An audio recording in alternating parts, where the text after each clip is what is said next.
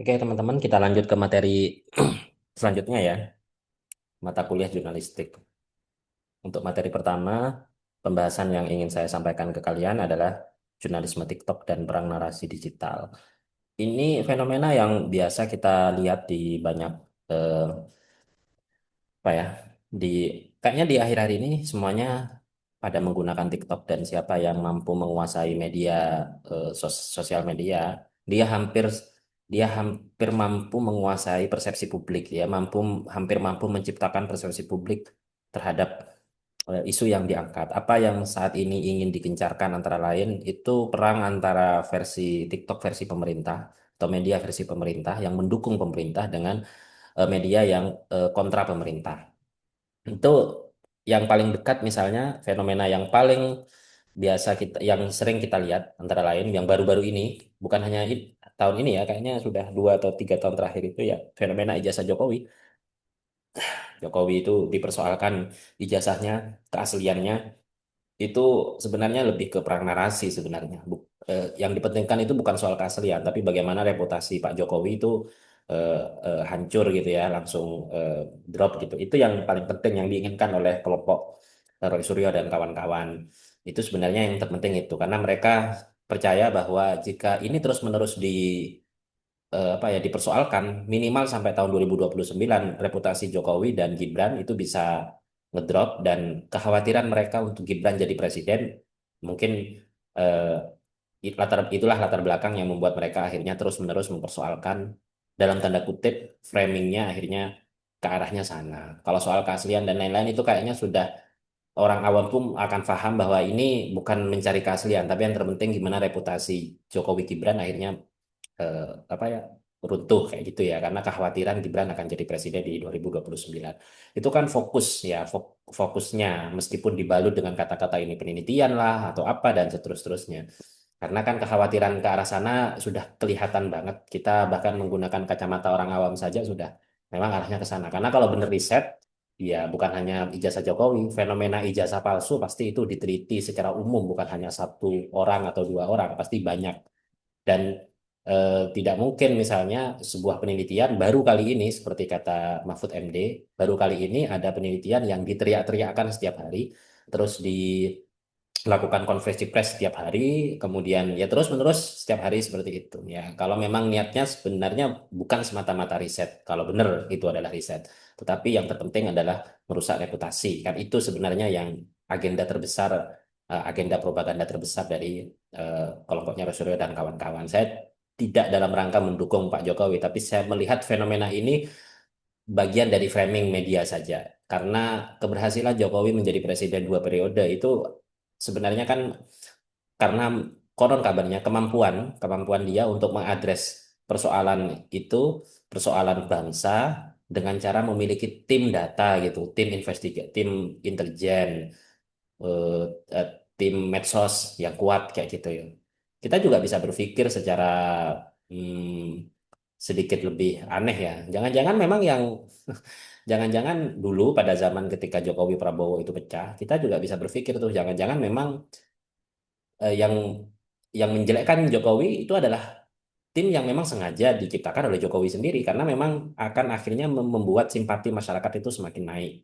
Kan itu kan. Jadi yang dikomodifikasi itu sebenarnya saat ini bukan hanya barang dan produk, teman-teman, tapi persepsi publik, ruang digital, itu semuanya dikomodifikasi. Istilah komodifikasi itu kan kalau boleh diterjemahkan secara literal, dia itu kan commodification, eh, commodity modification. Jadi ada barang yang dimodifikasi menjadi sebuah komoditas. Apapun itu yang bisa diinvestasikan menjadi sebuah komoditas, maka dia bisa mampu menciptakan persepsi publik. Dia bisa bahkan mampu mengubah persepsi publik itu. Sekarang apa yang nggak bisa dijual?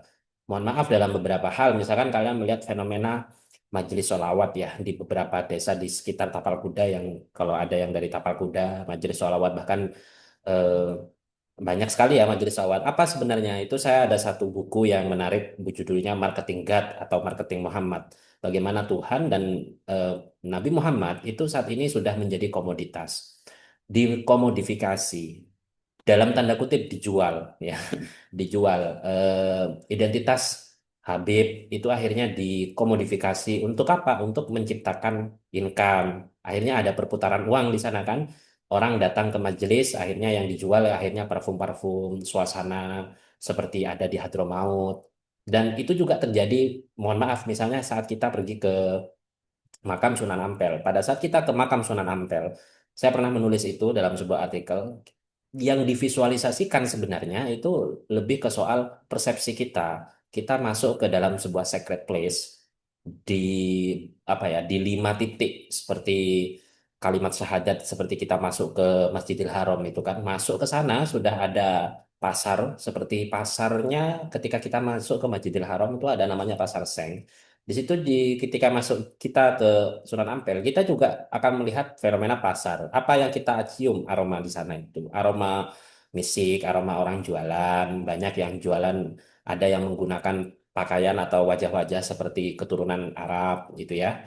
Kemudian menjual parfum-parfum. Itu sebenarnya satu bentuk memarketing, memasarkan ya, memasarkan arwah, wes, memasarkan arwah, ya, memasarkan orang suci dalam komunitas sakral begitu ya. Orang masuk ke sana itu sudah diberi visualisasi, diberi gambaran betapa kita masuk ke sana itu seperti kita masuk ke Masjidil Haram gitu.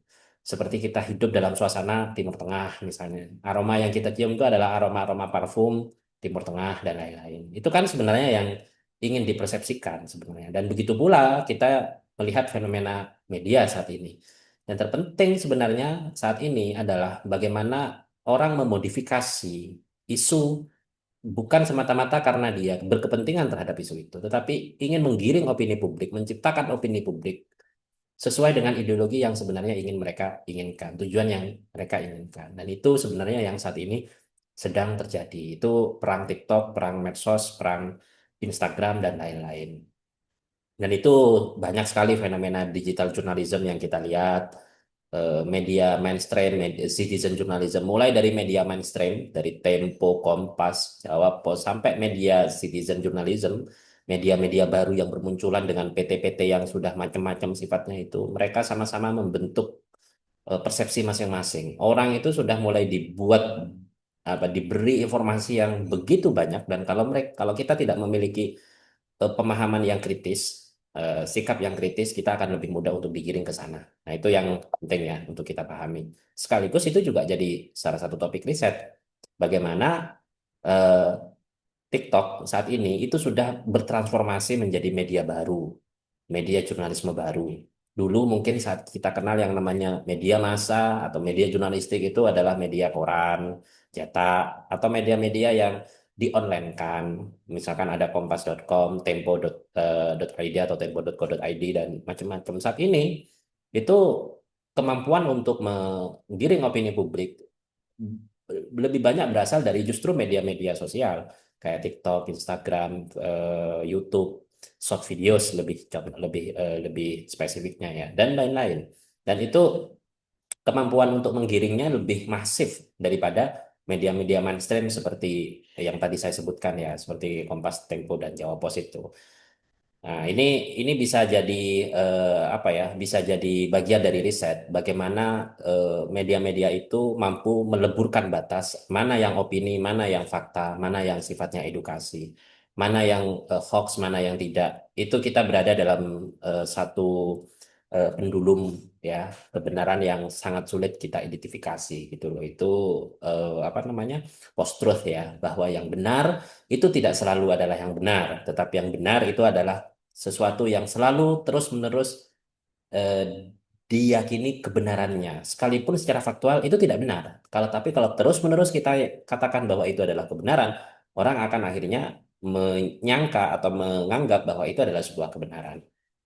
Pada ujungnya apa yang dilakukan oleh Roy Suryo dan kawan-kawan itu kan bekerja dalam ranah seperti itu, teman-teman. Jadi itu tidak penting ijazahnya Jokowi itu asli atau tidak. Tapi kalau orang terus-menerus dipropaganda, terus-menerus disampaikan bahwa ini palsu, ini palsu selama 3 tahun terakhir, maka yang dipentingkan sebenarnya bukan soal keaslian, tapi yang terpentingkan adalah opini publik terbentuk bahwa ini memang palsu dan lain-lain. Kan itu sebenarnya yang ingin diadres oleh kelompoknya Roy Suryo dan teman-teman itu kan. Itu akhirnya apa yang disebut dengan kebenaran faktual dengan kebenaran yang eh, apa ya, ya saya tidak mengatakan tidak faktual, tapi kebenaran yang di-create oleh media itu akhirnya menjadi sangat lebur sekali.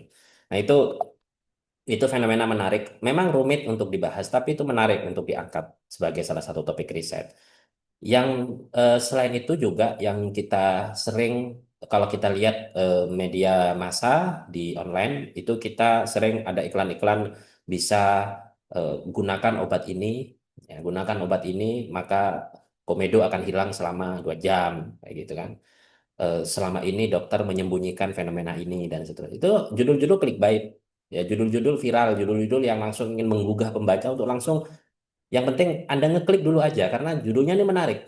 Padahal ketika kita udah ngeklik, paling diarahkan ke iklan-iklan yang antah berantah yang nggak jelas seperti itu.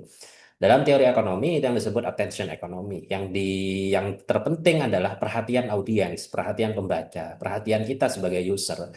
Itulah yang ingin mereka komodifikasi.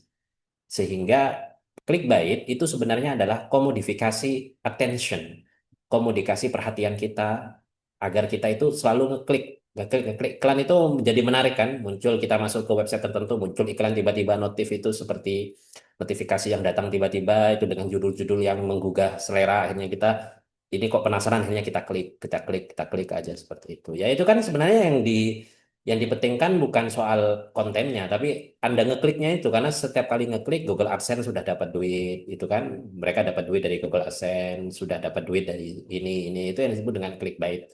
Jadi strategi apa yang mereka gunakan? Judul provokatif, kata-kata emosional. Ya coba kalian kumpulkan tuh apa yang paling banyak.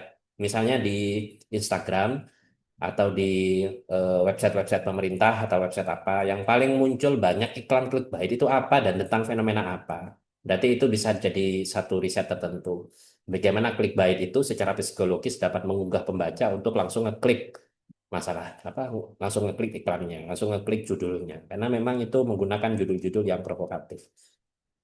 Menarik minat pembaca, engagement baca. Nah, framing media ini penting karena mungkin ini sudah biasa kalian temukan dan mungkin menjadi salah satu perhatian yang juga biasa sudah kalian tulis juga tentang betapa media itu memegang peran penting untuk memframing. Istilah nge-frame itu kan kalau kita lihat frame itu seperti foto itu dikasih apa namanya, frame ya, dikasih bingkai. Namanya bingkai, dia bukan foto asli. Ya, jadi dia itu adalah bingkaian saja. Nah, foto tertentu, foto yang sama, tapi kalau diberi bingkai yang berbeda, maka foto itu akan memiliki aura yang juga berbeda. Kan itu kan bahasa sederhananya seperti itu. Media dalam hal ini berkepentingan ya untuk memframing satu peristiwa tertentu, peristiwa yang sama, media berbeda, memiliki frame yang juga berbeda, sehingga dia menciptakan aura dan dampak psikologis yang berbeda terhadap pembaca. Ya, oleh karena itu media dalam hal ini berusaha untuk memilih sudut pandang, kata tertentu, visual dan narasumber. Kalau kita melihat di TV One seperti Karni Ilyas itu akan berbeda misalnya dengan YouTube Cumi-Cumi. Cumi-Cumi itu Jokowi banget. Tapi kalau Madilog itu anti Prabowo kayak gitu kan. Nah, itu kan kadang narasumber yang dipilih pun juga ya narasumber yang memang dekat dengan itu kayak gitu. Mereka menciptakan blog-blog sendiri, user-user sendiri, penggemar-penggemar sendiri. Itu menarik itu. Bagaimana isu tentang ijazah contohnya misalnya yang dekat dengan kita ya, isu tentang ijazah diframing oleh dua channel YouTube yang berbeda dengan dua narasumber yang beda, bagaimana mereka menarasikan tentang ijazah itu dan bagaimana mereka memosisikan ijazah itu dan seperti apa ideologi yang tersimpan dari masing-masing pemilik channel itu dan apa sebenarnya yang selama ini mereka propagandakan itu bisa jadi bagian dari eh, apa ya, proyek tugas akhir teman-teman juga. Jadi kalian ambil satu topik yang menggunakan dua framing media. Kalau boleh saya sarankan sih langsung langsung dari media YouTube ya yang terkenal, channel dengan tingkat followers yang tinggi. Satu media, satu isu yang sama di framing oleh dua media yang berbeda, menggunakan narasumber yang berbeda, maka mereka akan mengangkat sudut pandang dengan judul YouTube yang juga berbeda, judul subtitle yang juga berbeda. Nah, itu kita bisa menggunakan teori framing teori. Apa saja kata-kata yang digunakan oleh narasumber? Bisa jadi narasumber satu itu digunakan oleh dua channel yang berbeda, maka si narasumber ini akan menyesuaikan tuh dengan channel sesuai dengan siapa channel yang mengundang. Nah, kalau misalkan Rocky Gerung itu diundang oleh timnya Prabowo, acaranya Prabowo, dia akan lebih lunak tuh daripada ketika dia diundang oleh Karni Ilyas. Nah, itu kan bentuk dari bagaimana eh, media itu memframing, memilih narasumber dan bagaimana narasumber juga dipengaruhi untuk membuat pernyataan-pernyataan yang sesuai dengan ideologi media yang mengundangnya atau media yang menyebarkan berita itu. Kemudian ada juga komentar netizen sebagai wacana. Ini akan menarik dan sudah sering digunakan, utamanya oleh teman-teman dari teknik informatika atau sistem informasi. Mereka biasanya menggunakan modeling. Apa yang dimaksud dengan modeling? Mereka itu akan men-scramble seluruh komentar netizen yang ada di YouTube atau misalkan ada komentar netizen terhadap platform digital seperti Ruang Guru misalnya. Ada ribuan, nanti akan diberi semacam identitas. Kalau mereka berkomentar seperti ini, identitasnya apakah dia itu netral, dia setuju, dia menolak atau apa, ada berapa banyak yang bisa dilakukan. Nah, itu kalau komentar netizen itu dikumpulkan, dia akan menjadi big data. Nah, inilah yang saat ini lagi ngetren ya. Kita menambang data itu dari komentar netizen di TikTok, di YouTube, di apa, dan itu platformnya banyak sekali. Salah satunya itu yang pernah disampaikan oleh siapa itu? Oleh eh, salah satu pembicara yang pernah saya juga jadi pesertanya itu saya lupa apa namanya itu, apa platform 24 namanya itu ya, saya pernah nunjukin entah di kelas yang mana, di kelas Mapan sepertinya ya. Ya, itu kan cara menambang data bagaimana persepsi orang terhadap Indomaret dan Alfamart misalnya, kecenderungannya kemana. Alamo dengan Cleo misalnya itu lebih baik mana. Cleo itu kuat di persepsi positif tapi dia rendah di engagement. Tapi kalau Alamo atau Aqua itu dikuat di engagement, di followers tapi dia persepsi negatifnya cukup tinggi misalnya. Nah, itu sudah banyak platform-platform seperti itu dan saya sarankan teman-teman kalau kalian mau meneliti tentang komentar netizen, komentar user dan lain-lain, coba gunakan platform-platform tertentu agar kalian mampu memperoleh data yang lebih banyak. Sekarang platformnya itu banyak, meskipun kalian gunakan gratis itu bisa, tetapi hanya beberapa kali trial biasanya. Tetapi minimal data yang kalian peroleh itu jauh lebih banyak daripada, mohon maaf, kalian hanya meng-screenshot satu dua kali komentar YouTube pada satu dua channel, kemudian kalian langsung jadikan analisis. Zaman ketika dulu tidak ada platform menambang data itu mungkin hal yang sangat elitis, hal yang sangat seksi, hal yang sangat menarik. Tetapi saat ini platform untuk menambang data itu sangat banyak. Jadi kalau kalian mau meneliti komentar netizen, gunakan platform tertentu untuk menambang data itu sehingga jumlah komentarnya menjadi lebih banyak, sehingga tingkat objektivitasnya itu menjadi lebih tinggi.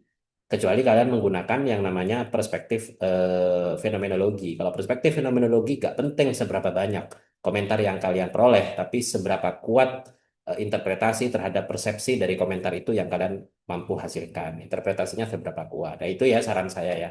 Kalau ini udah biasa kita bisa menggunakan digital discourse, kita menggunakan critical discourse analysis, itu kita bisa menganalisis itu. Hoax dan informasi itu juga bisa kita jadikan topik riset juga bagaimana media media mana yang paling banyak menyebarkan hoax selama ini, apakah Facebook atau apa, itu ada beberapa riset yang sudah melakukannya. Dan bagaimana pemerintah mengadres hoax dan disinformasi itu kita bisa membuat. Dulu saya pernah melakukan penelitian terhadap media yang namanya saya lupa ya, itu diproduksi oleh kelompok FBI. Itu bagaimana mereka mempersepsikan Amerika. Dalam bayangan mereka itu Amerika itu seperti apa sih? Metafor-metafor apa yang sering mereka gunakan dalam media itu untuk menggambarkan Amerika, negara Dajjal tah, negara Superworld, negara apa ya macam-macam lah yang metafor-metafor yang mereka gunakan itu juga bisa teman-teman. Kalian ambil media-media dari beberapa dari kelompok tertentu, kalian ambil satu isu, bagaimana mereka itu memframing satu isu itu menggunakan metafor-metafor apa yang sering mereka bayangkan. Atau misalnya begini, kalian pergi ke tiga masjid ya. Di tiga masjid itu Masjid Muhammadiyah, Masjid NU, atau Masjidnya LDI. Kalian ambil tiga khutbah Jumat, teks khutbah Jumat ya, kalau yang ada khutbah Jumatnya. Kalian bandingkan tiga itu. Bagaimana mereka menjelaskan tentang satu praktik tertentu, misalkan. Ini kecenderungannya kemana, ini kecenderungannya kemana, ini kecenderungannya, itu bisa dilihat. Jadi itu meneliti tentang teks khotbah Jumat di tiga masjid dengan ideologi yang berbeda. Itu menarik juga. Kalian kan tidak sedang dalam posisi di mana posisi kalian, tapi kalian sedang berusaha untuk melakukan komparatif analisis terhadap khotbah-khotbah Jumat itu. Itu menarik juga itu untuk dibaca. AI dan berita otomatis. Dulu berita, kecuali deep investigation, dulu berita itu menjadi konsumsi yang elitis, hanya dimiliki oleh koran-koran besar seperti Tempo, Kompas, Jawa Pos. Citizen journalism itu tidak mampu mengakses itu karena eh, tiga perusahaan besar media massa ini memiliki infrastruktur yang sangat kuat untuk untuk menggali banyak berita di lapangan ya. Jadi mereka itu kalau sudah menghasilkan berita itu berita-berita yang dalam tanda kutip eksklusif banget ya. Nah, saat ini berita itu sudah kayak jadi diffuse, sudah menyebar, sudah menjadi hak memiliki orang, semua PT yang punya media itu bisa aja. Itu mereka tinggal ambil satu berita dari Tempo, dari Kompas di hari itu, misalkan langsung mereka regenerate menggunakan AI, langsung mereka tampilkan seolah-olah itu berita mereka sendiri. Berita saat ini sudah bukan lagi barang privilege untuk berita-berita fenomena sehari-hari, kecuali berita yang sifatnya deep investigation, deep news, mungkin itu hanya privilege media-media tertentu yang punya infrastruktur finansial dan SDM yang kuat. Tapi kalau berita fenomena sehari-hari, politik, keuangan, hampir semua media massa banyak. Kalian mungkin pernah dengar satu kali kita mengirim satu press release ke satu media, ada 10 media yang memberitakan hal yang sama. Karena mereka punya jaringan media massa yang beda. Di PWI, Persatuan Wartawan Indonesia, di mana? Di jurnalis independen itu sudah punya jaringan-jaringan semacam itu. Media-media online itu sudah sekali kita kirim, mereka langsung tersebar di banyak jurnal. Artinya apa yang ingin saya katakan? Yang ingin saya katakan bahwa jurnalisme hari ini adalah jurnalisme yang otomatis. Produksi berita itu sudah sangat masif, kuantitasnya sudah sangat banyak. Dengan bantuan AI, kita sudah tidak tahu mana berita yang pertama kali muncul, mana berita yang terakhir muncul. Semuanya itu berlomba-lomba langsung menghasilkan dalam sekian detik. Jadi kita bisa lihat ada satu fenomena menarik betapa jurnalis Indonesia itu menggunakan AI itu ternyata banyak sistem sisi positifnya. Mereka lebih ringan dan resikonya di pekerjaan jurnalisme menjadi pekerjaan yang tidak terlalu elitis, pekerjaan yang relatif populis dan bisa jadi mungkin pekerjaan jurnalistik saat ini sudah mulai bisa digantikan oleh AI. Tidak perlu bangun gedung-gedung mewah. Yang penting punya ChatGPT premium, punya orang-orang tertentu yang bisa bekerja, satu berita kirim, 5W, 1H kirim. Dan saya ngajar jurnalistik ke kalian ya, saya punya template satu yang dimana kalau kalian ambil template itu, masukin beritanya, dia dia kirim promptingnya seperti ini langsung menghasilkan generate berita yang otomatis. Jadi sudah seperti itu fenomena membuat berita itu. Jadi kita tidak perlu, mohon maaf ya, bersusah payah untuk membuat berita, bahkan untuk soal kita mengoreksi tata bahasa itu AI sudah lebih canggih daripada kita. Jadi sudah mulai berubah teman-teman dan kita harus menyesuaikan itu semua. Oke, itu ya. Terus citizen journalism sama juga. Citizen journalism itu adalah eh, bentuk fenomena bagaimana jurnalisme itu sudah dimiliki oleh warga negara, oleh kita, gitu ya. Jadi di sini ada konsep atau teori yang disebut participatory media. Publik itu ikut memproduksi dan menyebarkan informasi. Mereka merekam peristiwa, menyebarkan informasi, membangun jejaring. Mereka memiliki media sendiri, mereka punya eh, kasus mereka sendiri yang mereka mereka alami sendiri, mereka yang juga membuat beritanya sendiri, mereka yang melaporkan sendiri. Begitulah cara kerja jurnalisme saat ini. Jadi jurnalisme, citizen journalism saat ini adalah citizen journalism yang otomatis. Jadi mereka semakin bukan hanya semakin populer, semakin populis, tapi semakin otomatis juga karena mereka menggunakan bantuan AI untuk menghasilkan semua itu. Nah, dengan demikian media dulu citizen journalism itu menggunakan media berita massa, media online ya dan cetak, tapi sekarang citizen journalism sudah menggunakan smartphone tuh, platform digital, AI dan lain-lain. Nah, itu bentuk dari transformasi demokratisasi media massa dan informasi publik. Nah, itu juga bisa kita jadikan topik seperti apa kita ingin mengangkatnya kayak gitu. Masa depan jurnalisme digital saat ini lulusan linguistik teman-teman itu sudah mulai beranjak bukan hanya menjadi wartawan dalam arti konvensional. Kalian sudah bisa memikirkan untuk membuat PT sendiri, CV sendiri, bikin media sendiri, daftarkan ke jejaring media massa, kalian punya ini yang kalian punya modal, itu sudah bisa kalian lakukan. eh, Kalian untuk berita kalian nggak perlu bingung, kalian bahkan sudah bisa menanam AI ke dalam berita kali, ke dalam apa ke dalam websitenya, ke website kalian, dan kalian bisa menggenerate-nya itu dengan secara otomatis. Kalian hanya butuh satu dua orang untuk mengerjakan semua berita nasional lokal hanya dengan bantuan AI itu sendiri. Nah, sekarang tugas kalian sebagai seorang linguis bukan hanya bekerja di ranah-ranah itu, tapi juga secara kritis melakukan refleksi apakah berita-berita yang dihasilkan oleh media-media semacam itu sudah sampai ke ranah apa yang disebut dengan objektivitas itu tadi, sudah sampai ke ranah kebenaran faktual, apakah itu tidak ada yang luput, apakah itu sudah benar dan lain-lain. Itu kita bisa mengkaji itu. Kita bisa membandingkan mana berita yang pertama, mana berita yang eh, datang setelahnya. Kita bisa membandingkan itu semuanya dalam konteks kita melakukan riset. Tapi sebagai seorang praktisi, kita juga bisa membangun jurnalisme digital itu nanti.